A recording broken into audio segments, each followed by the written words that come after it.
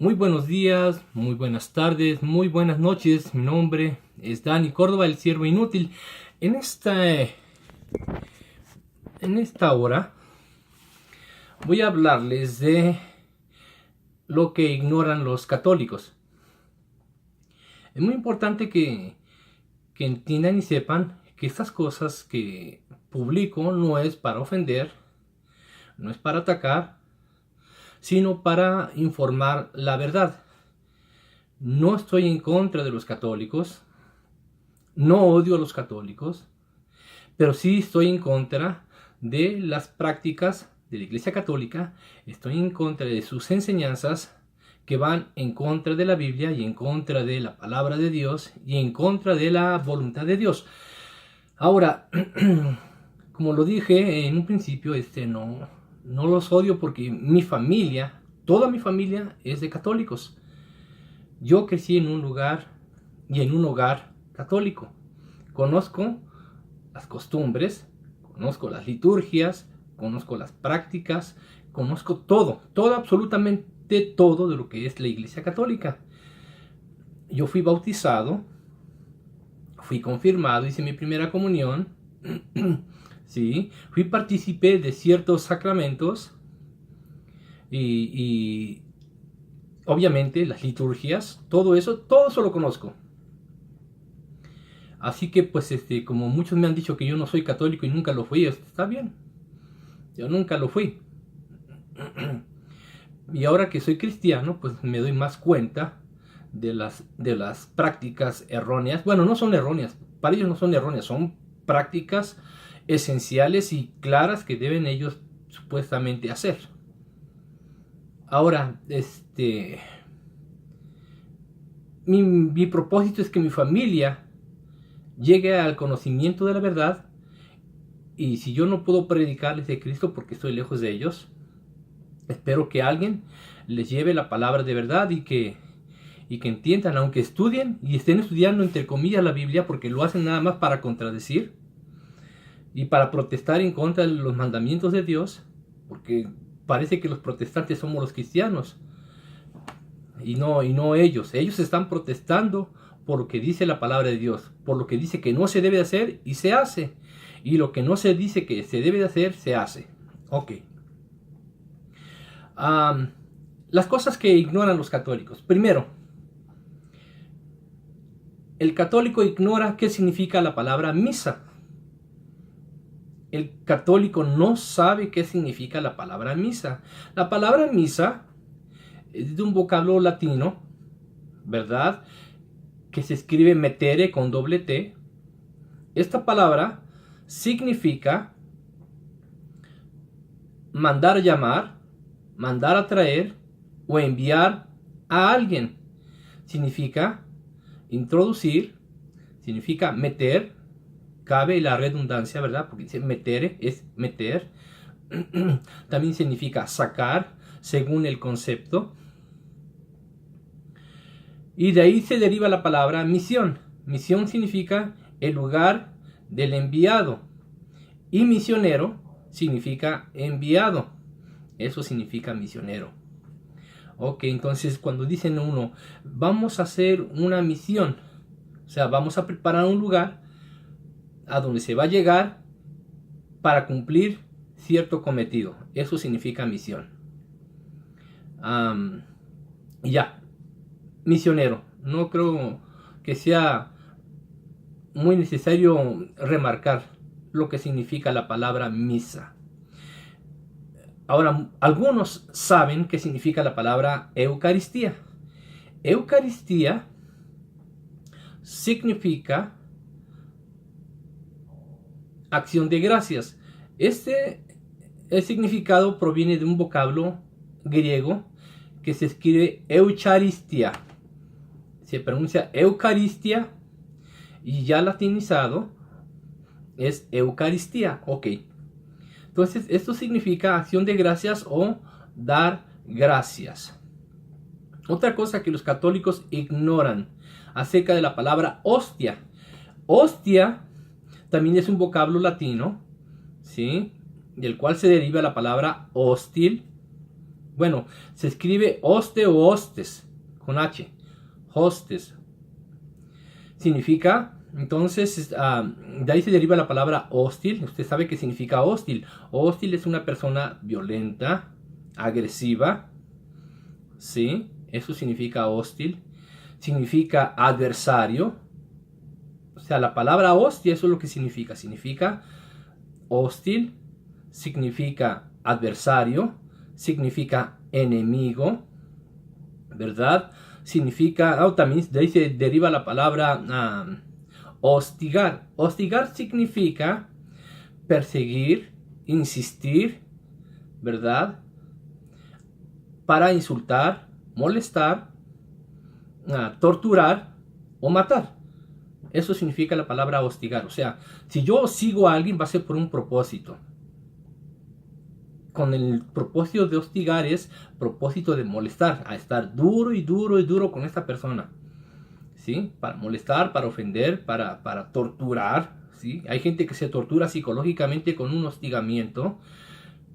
Ya ven a los reporteros en México, ¿verdad? Los periodistas que son hostigados por el gobierno mafioso hasta que algunos terminan muertos. Los hostiga el gobierno y los matan. Algunos, como una reportera, Lidia Cacho, que anduvo investigando acerca de la red de pedofilia y trata de blancas de un tal comerciante de origen libanés. ¿Sí? Fue hostigada y la torturaron. Gracias a Dios no la mataron. Eso significa hostia. Entonces, ahora, lo que ignoran los católicos, como obviamente el origen de las palabras, obviamente ignoran el ritual de lo que implica la misa de Eucaristía.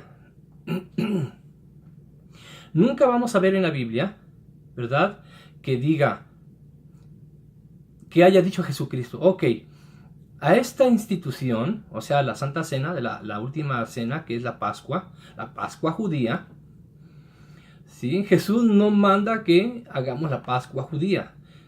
Él manda que hagamos algo similar a la Pascua judía. Lo único que Jesús manda en la Pascua judía, en la que él participó a sus discípulos, es el partimiento del pan y el beber el vino.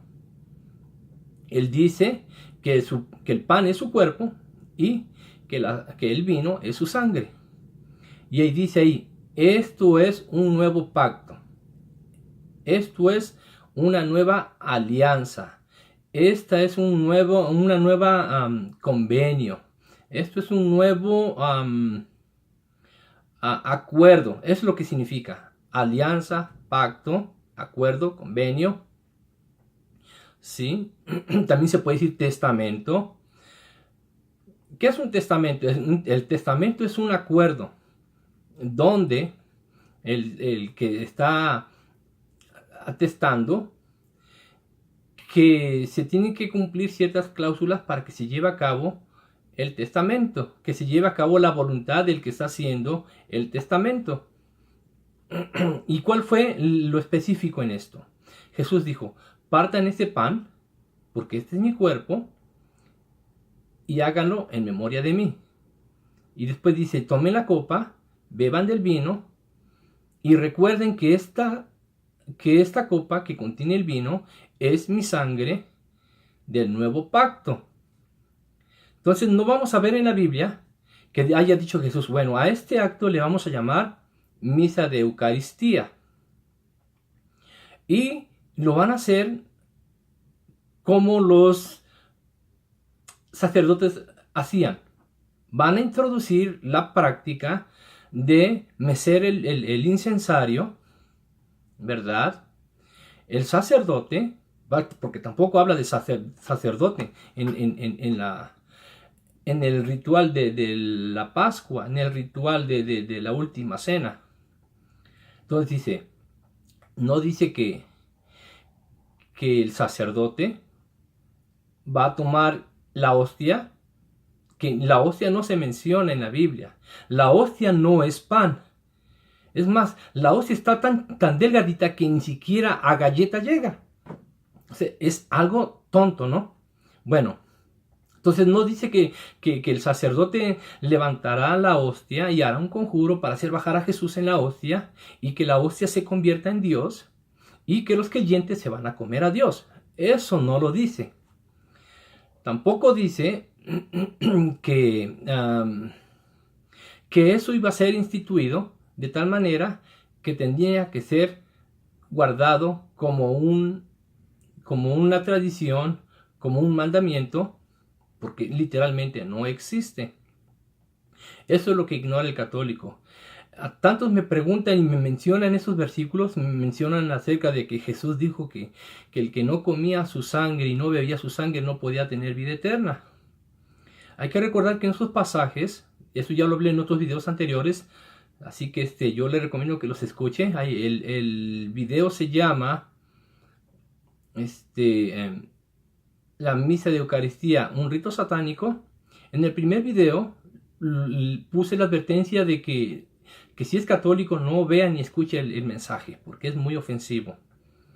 Pero no es ofensivo para Dios, es ofensivo para la Iglesia Católica. ¿Por qué? Porque revelo la severidad, la gravedad de ofensas que se hacen en la misa de Eucaristía. Entonces, el católico ignora que no hay ni un solo versículo que apoye esta enseñanza. Entonces Jesús dijo, el que no come mi carne y no bebe mi sangre no puede tener vida eterna. Y más abajito habíamos leído que decía ahí Jesús, la carne para nada sirve. Entonces, suena como que se contradice Jesús, ¿verdad? No. Lo que pasa es que si ignoramos qué conlleva el sacrificio, qué conlleva la Pascua, ¿sí? Las cosas que se tenían que hacer dentro del mismo sacrificio y dentro de la misma Pascua, vamos a quitarle valor a lo que Jesús está diciendo en cuanto al significado de que el pan es su carne y de que el vino es su sangre. Entonces, hay que conocer en qué consiste la Pascua y el sacrificio. Ahora, hay que entender que Jesucristo es el Cordero de Dios que quita los pecados del mundo. Eso hasta los católicos lo saben. ¿Por qué? Porque está escrito. Otra cosa que ignoran los católicos, sí, es que ninguna de las palabras cabe dentro del rito de la misa de Eucaristía. Por ejemplo, ¿cómo le vamos a llamar si lo traducimos en español? Misa, ya dijimos que significa misa. Significa mandar a llamar, mandar a enviar, ¿verdad? O enviar a, meter, sacar o introducir. ¿Qué es? ¿Meter acción de gracias? No, ¿verdad? ¿Es sacar acción de gracias? No. ¿Es enviar a acción de gracias? No. ¿Introducir acción de gracias? Ya hablamos de esto. No tiene ni siquiera lógica la palabra. ¿Sí? Ahora, digamos que tienen razón, que el pan se convierte en Cristo. Ahora yo le hago una pregunta. ¿Cómo se llama el pan que usa la Iglesia Católica? Se llama hostia. Ya vimos qué significa la palabra hostia. Hostia significa adversario, enemigo, violento. ¿Sí? Entonces, imagínense. Usted se está tragando, le estoy hablando a usted católico, usted se está tragando a su adversario. ¿Cómo? Si Dios es nuestro amigo, Dios es el que decía el hombre orando en el templo junto al fariseo, era un publicano. Sé propicio a mi pecador. ¿Sí? Cuando dice sé propicio, dice sé favorable a mis pecados. ¿Sí? Perdona mis pecados, está diciendo el publicano. Sé propicio a mí, que soy pecador, y se daba golpes de pecho. Sé propicio a mi pecador. ¿Qué quiere decir sé propicio? Que me beneficies en mi pecado, que me beneficies en mi condición humana, errónea, tonta y alocada. Dios es bueno. No importa su pecado, Dios es bueno para perdonarle. Eso dice la palabra de Dios, si usted se arrepiente. Ahora, hay que tomar en cuenta esto. Que si Dios es bueno, entonces ¿cómo va a ser su adversario? Dios no es su adversario, es su amigo. Dios es amor. Dios no es su enemigo tampoco, porque eso significa la palabra hostia, significa enemigo. Significa hostigar. ¿A poco Jesús le va a hostigar? Te voy a hostigar hasta que te sientas mal y sientas que ya no tienes salida de todo lo que tú tienes. No, al contrario. La palabra de Dios dice que si nosotros nos acercamos hacia Él y le confesamos nuestro pecado, Él es fiel y justo para perdonar nuestros pecados. Dice ahí en la Biblia que es la propiciación de nuestros pecados presentes, pasados, presentes y venideros. Ahora, eso no quiere decir que tengamos que estar viviendo en pecado para que Él nos pueda perdonar, no. Lo que está diciendo es que como seres humanos podemos caer en pecado y decirle, Señor, perdóname, ayúdame a superarlo. Y ahí es donde Dios se vuelve nuestro propicio, nuestro beneficio, nuestra ayuda. ¿Sí? Jesús dijo, no los dejaré huérfanos, vendré a ustedes otra vez. Y antes de eso dijo, si ustedes me aman, van a guardar mis mandamientos. Y entonces yo le voy a rogar al Padre para que les envíe otro ayudador. Dice en una versión católica. En la otra dice, les enviaré a otro consolador. En la otra versión dice, les enviaré a otro, ¿cómo dice ahí? Obrador. ¿Sí? Que obre, que haga la obra en ustedes. ¿Sí? Y se está refiriendo al Espíritu Santo. No se está refiriendo a la Virgen María. Se está refiriendo al Espíritu Santo. Entonces, el católico ignora que nosotros no somos huérfanos sin María. Si María no está en nuestras vidas, está el Espíritu Santo.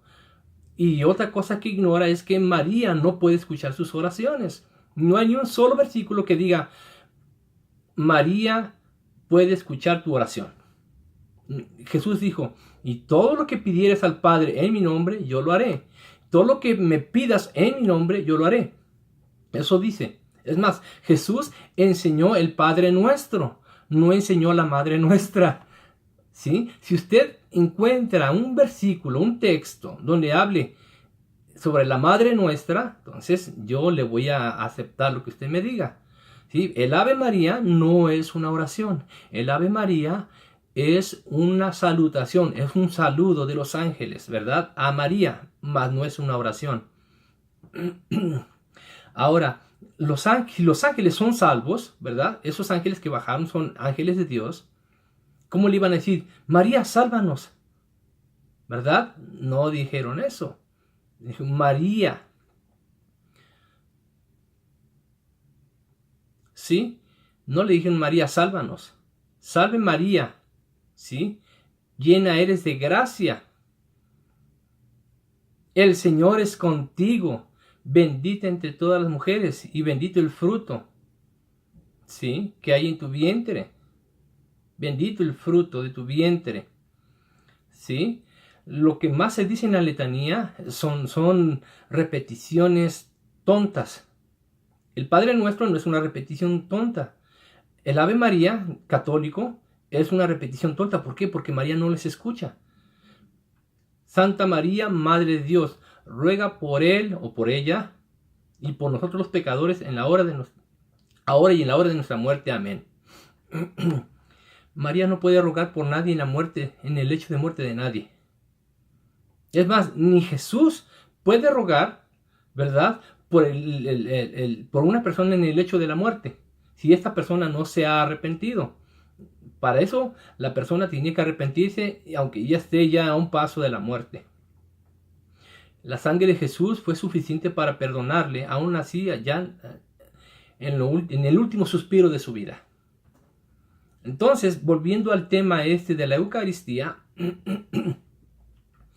la hostia contradice totalmente entonces, o sea, tan solo por la palabra, contradice el mismo rito de la Eucaristía.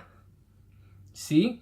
es totalmente, pero totalmente opuesto. Es más, la palabra hostia significa opuesto, es adversario.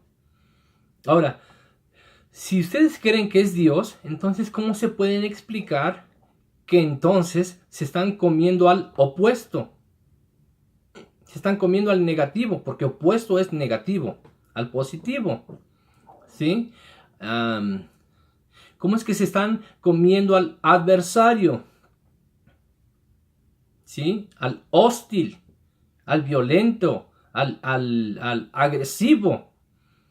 Ahora yo le voy a hacer una pregunta. Entonces, tal vez no se refiere a Jesús, se refiere a ustedes. ¿Ustedes son los opuestos a Dios?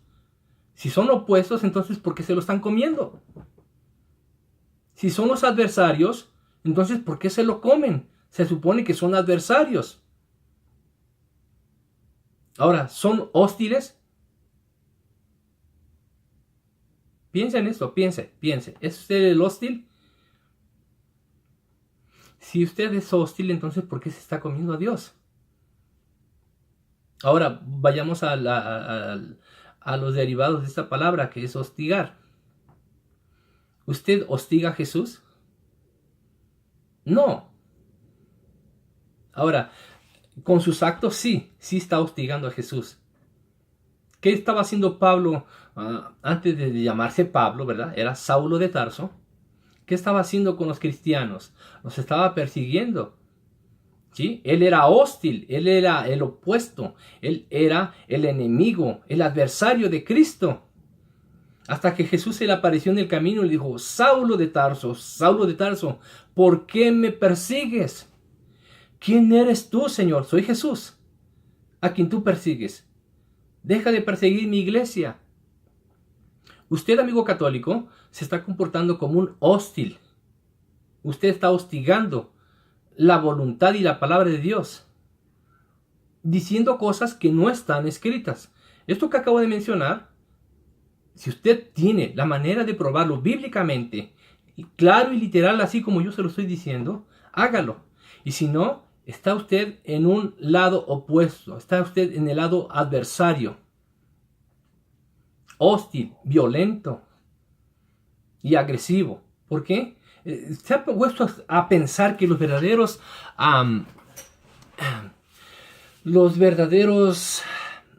protestantes son ustedes? Usted ignora que usted es el verdadero protestante, no nosotros. Nosotros no nos hacemos llamar protestantes. Ustedes nos llaman protestantes a nosotros. ¿Que protestamos por lo que hacen? Sí, porque va en contra de la palabra de Dios. Decía una mujer de las que están escribiendo aquí en mis comentarios: y ustedes, los protestantes, siempre buscan un pretexto para hallar un error en nosotros los católicos. Nosotros no estamos buscando errores. Ustedes los dan a conocer. Es más, no son errores, son... Bueno, por ustedes que son creyentes no creo que lo hagan con conciencia. Pero esos no son errores, son actos premeditados para ofender a Dios. El crucifijo que está puesto en la iglesia con Jesús crucificado es una blasfemia.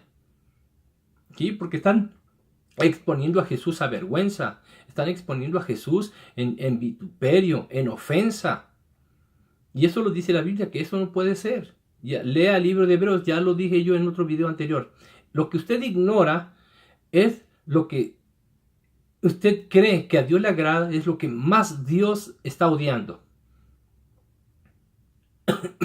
Otra cosa que ignoran los católicos. Lo voy a hablar en otro video. Pero lo que ignoran los católicos es el origen del Vaticano. ¿De dónde y cómo surge el Vaticano? Voy a darle pistas. Esto lo voy a hacer en otro video. La ciudad del Vaticano se encuentra en Roma. Roma fue fundada por Rómulo y Remo. Según dice la leyenda, Rómulo y Remo fueron amamantados por una loba. La gente que los encontró a la orilla de un río. Y sobre este río y a un lado se formó se fundó la ciudad de Roma. Bueno, ¿qué significa Roma? Es bien importante que los católicos nunca se han preguntado qué significa Roma. Roma significa objeto sin filo, objeto sin punta, objeto sin orilla, ¿sí? Como vamos a mostrar un objeto. Ok, este objeto sin orilla, sin la mera parte filosa, ¿verdad? Eso significa Roma. Roma se encuentra entre 7 montes, entre 7 colinas o 7 cerros. ¿Sí? Es lo que usted ignora. Si usted lee Apocalipsis, donde habla de la gran ramera, ¿verdad? Habla de una ciudad que está asentada sobre 7 montes, sobre 7 colinas, sobre 7 cerros. Es lo que usted ignora. Ok, yo le voy a dar el nombre de los 7 montes, de las 7 colinas en donde está asentada Roma. Una colina es Aventino, la otra es Campidoglio, así se dice, Campidoglio. La otra es Palatino, la otra es Celio, la otra es Esquilino, la otra es Quirinale y la última es Viminale. Ok, bueno, también según la historia y la leyenda, ¿sí? Estos representan 7 reyes o 7 emperadores. Y todos estos son de diferente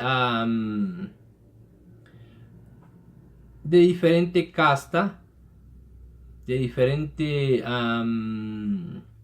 dinastía, ¿sí? De diferente raza.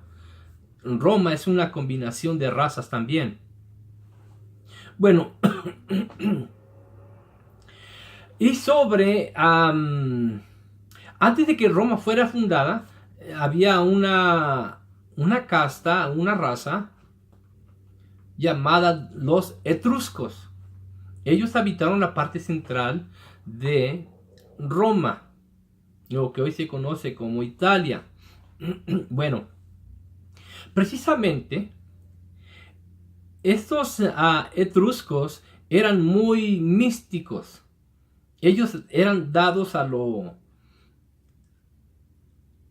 lo espiritual. Ellos eran dados al inframundo, ¿sí? Ellos se fascinaban mucho por el más allá. Ahora, ellos tenían una deidad a la cual ellos adoraban, a la cual se llamaba Batica. Esta deidad era la deidad del inframundo, o sea, la deidad del mundo de los muertos. ¿Sí? Esta deidad era muy, muy, muy venerada, ¿sí? Por los etruscos. De hecho, ellos formaron una necrópolis. Necrópolis significa ciudad de muertos. Necros, muertos, polis, muchos. Eso significa, también la palabra polis se traduce o se interpreta como ciudad. Eso significa necrópolis. Bueno, entonces, curiosamente, donde está asentado hoy el Vaticano, fíjese bien, Vaticano, es la necrópolis de los etruscos en Roma. Es algo que ustedes ignoran. ¿Ustedes nunca se han preguntado qué significa la palabra Vaticano? Mire, se lo voy a poner de esta manera. ¿Qué significa mexicano? Mexicano significa de México, ¿sí? Peruano significa de Perú. Jalapeño. Jalapeño significa de Jalapa. Veracruzano. Veracruzano significa de Veracruz. Vaticano significa de Vatica. ¿Y ahora entiende de dónde proviene el nombre de Vaticano? Vaticano es de Vatica. ¿Y quién es Vatica? Ya se lo dije, es la deidad de los etruscos. La deidad que gobierna el inframundo, el mundo de los muertos. Otra cosa bien importante, eso lo voy a decir en otro video. No quiero extenderme mucho porque ya es media hora que ya llevo ahorita grabando. Ay, es que el tiempo no alcanza para poder explicarlo todo. Así que usted lea historia universal, no se conforme con lo que dice la Iglesia Católica. La Iglesia Católica le da información falsa, apócrifa, pseudo historia. Eso es lo que la Iglesia Católica le proporciona. Es más, estuve checando la información de Wikipedia en la internet. Y curiosamente, cuando Wikipedia no encuentra una fuente firme y clara acerca de costumbres religiosas, lo que hace Wikipedia consulta las fuentes católicas. A mí me gusta, ay Dios mío, por eso es importante estudiar. Cuando me voy a la fuente católica y las comparo con las fuentes seculares, sin partidismo o sectarismo religioso, nos damos cuenta que contradice a la historia secular. Entonces, si usted no estudia realmente la historia universal, no la historia católica, aunque católico y universal signifique lo mismo, no es lo mismo. No es lo mismo historia universal que historia católica. No se confunda, mi amigo. Entonces, yéndome a la historia, encuentro que es totalmente distinto lo que la Iglesia Católica enseña a lo que la educación secular lo hace. Contradice totalmente, o sea, la Iglesia Católica está mintiendo. Entonces, usted investigue por su cuenta y se va a dar cuenta que el Vaticano, el nombre de la ciudad del Vaticano, proviene de Vatica. Vatica es la deidad de los muertos. Ahora, ¿qué hay de interesante en esto? Mucho. En la Biblia dice que la gran ramera, ¿verdad?, de la que habla la Biblia, la gran prostituta, habla de que esa ciudad se ha embriagado con la muerte de los mártires de Jesús. Sí, hay que entender que el Vaticano, la ciudad de Roma, la capital del imperio católico, porque es un imperio también, ha matado millones de personas. ¿Sí? En la época feudal acusó y hostigó a aquellos que se opusieron a la Iglesia Católica, acusándolos de herejía y brujería. O sea que la Iglesia Católica no quemó brujas, no quemó hechiceros, quemó a gente que se le opuso. En la época ya de la Reforma, ¿verdad?, a la que ustedes católicos llaman el protestantismo, ¿sí?, mataron mucha gente. Lean la historia sobre los hugonotes, ¿sí?, en Francia fueron miles que mató la Iglesia Católica. Es más, en el Vaticano hay una moneda acuñada que conmemora el triunfo de la Iglesia Católica en contra de estos protestantes. Entonces, también vamos a ver la Guerra de las Cruzadas. Estudien sobre la Guerra de las Cruzadas. La Iglesia Católica siempre ha obligado a otros pueblos a convertirse al catolicismo por medio de la espada, así como lo hizo aquí en México, ¿verdad? Mataron a tanto indígena porque no aceptaban a la María, hasta que le metieron la guadalupana.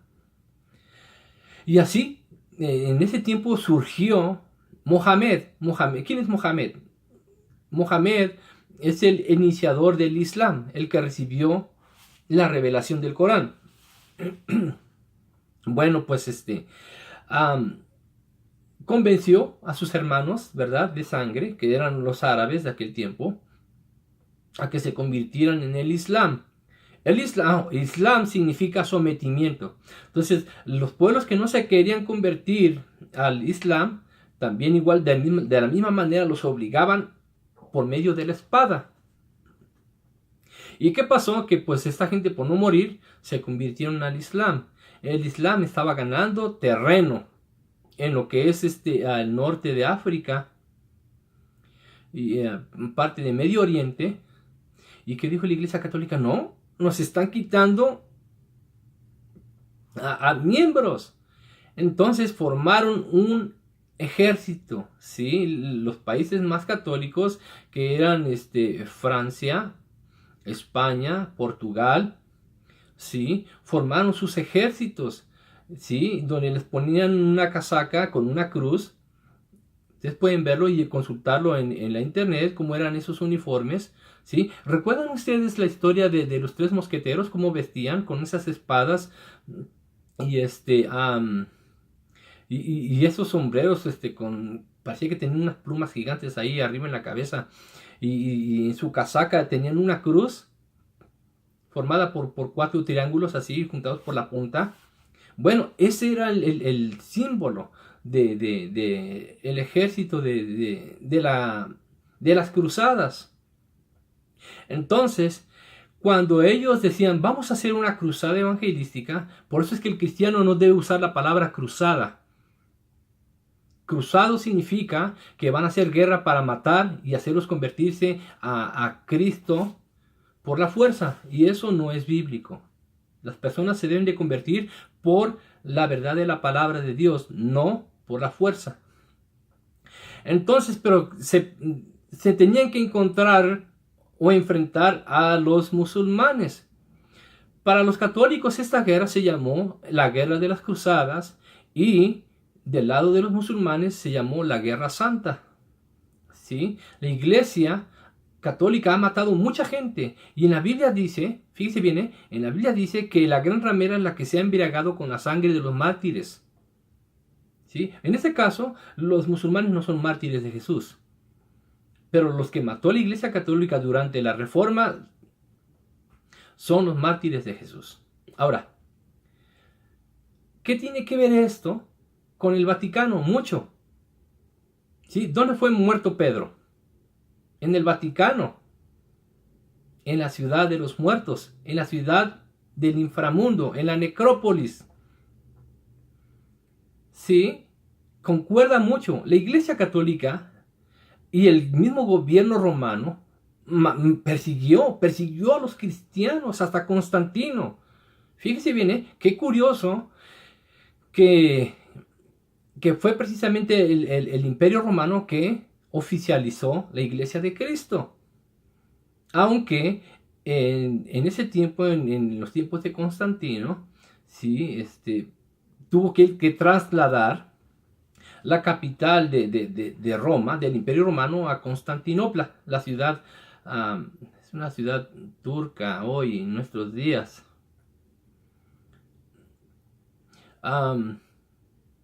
Me parece que es Estambul, Turquía, hoy en día. Él trasladó la capital del Imperio Romano a Constantinopla. Él la llamó así, la ciudad de Constantino. Eso significa Constantinopla. Pero la sede religiosa, sí, continuaba en Roma. ¿Por qué yo digo que era la sede religiosa? Porque allí se estaba haciendo una concentración de cristianos impresionante. Hay que recordar que los emperadores antiguos metían a los cristianos al Coliseo, ¿verdad? A que fueran devorados por las fieras. Y estos, al cantar cánticos espirituales, alabando y glorificando a Dios, en vez de que la gente se espantara para que no se convirtieran al cristianismo, se sorprendían. ¿Cómo es que esta gente muere por ese Dios? Y no son capaces de maldecir ni de levantarse en contra de este gobierno que los está matando.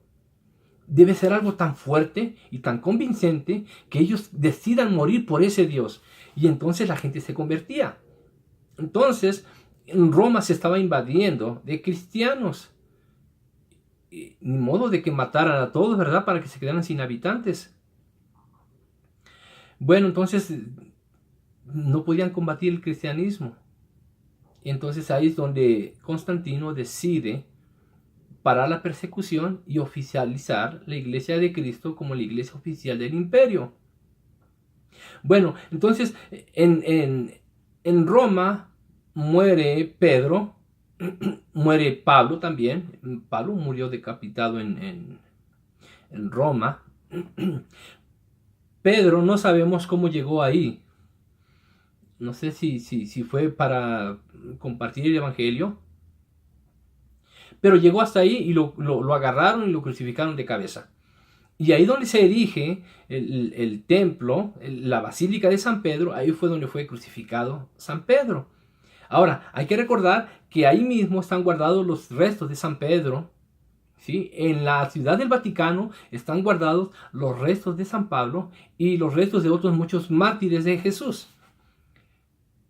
¿Por qué hay tanto muerto guardado como reliquia en la ciudad del Vaticano?